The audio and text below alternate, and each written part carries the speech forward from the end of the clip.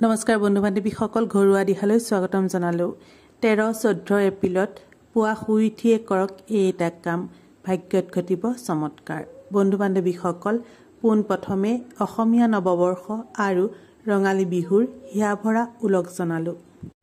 এই দুটা দিনত যদি আপুনি ৰাতিপুৱা শুই উঠিয়ে বিশেষ এটা উপায় কৰিব পাৰে তেন্তে আপোনাৰ জীৱনলৈ সৌভাগ্যৰ আগমন ঘটিব এই শুভ দিন দুটিত এই কাম কৰা অত্যন্ত আৱশ্যক কোৱা হয় যে পুৱাৰ আৰম্ভণি যিদৰে হয় ইয়াৰ প্ৰভাৱ গোটেই দিনটোলৈ থাকি যায় ঠিক তেনেদৰে বছৰৰ প্ৰথম দিনটোৰ আৰম্ভণি যিভাৱে হ'ব ইয়াৰ প্ৰভাৱ গোটেই বছৰটোলৈ থাকি যায় গতিকে আপুনি এই উপায় অৱশ্যই কৰিব ইয়াৰ ফলত আপোনাৰ ঘৰত সকাৰাত্মক ঊৰ্জাৰে ভৰি পৰিব ঘৰলৈ সুসমৃদ্ধি আহিব আৰু দৰিদ্ৰতা দূৰ হ'ব বন্ধু বান্ধৱীসকল যদি এই ভিডিঅটো চাই ভাল লাগে এটা লাইক কৰিবলৈ নাপাহৰিব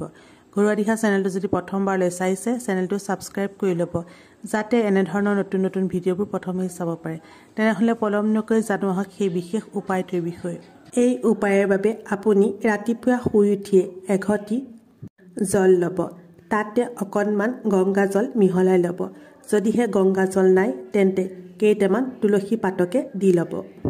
ইয়াৰ পাছত ঘৰৰ মূল দুৱাৰখন খুলি দুৱাৰৰ সন্মুখত ছটিয়াই দিব মূল দুৱাৰৰ সন্মুখত ছটিওৱাৰ পাছত আপোনাৰ ঘৰৰ প্ৰত্যেক ৰুমতে অলপ অলপ সেই পানী ছটিয়াই দিব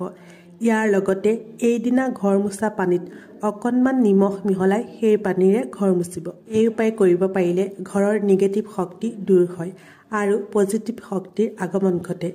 সকলো দেৱ-দেৱীৰ লগতে মা লক্ষ্মীয়ে স্থায়ীভাৱে বাস কৰিব আমি এই কথা সকলোৱে জানো যে যি ঘৰত মা লক্ষ্মীয়ে বাস কৰে সেই ঘৰত ধন ধানৰ অভাৱ নহয় সদায় সেই ঘৰখনত সুসমৃদ্ধি বৰ্তি থাকে বন্ধু বান্ধৱীসকল যদি এই ভিডিঅটো চাই ভাল লাগিল কমেণ্টত শুদ্ধ মনে লিখিব জয় মা লক্ষ্মী তেনেহলে আজিলৈ আহোঁ ধন্যবাদ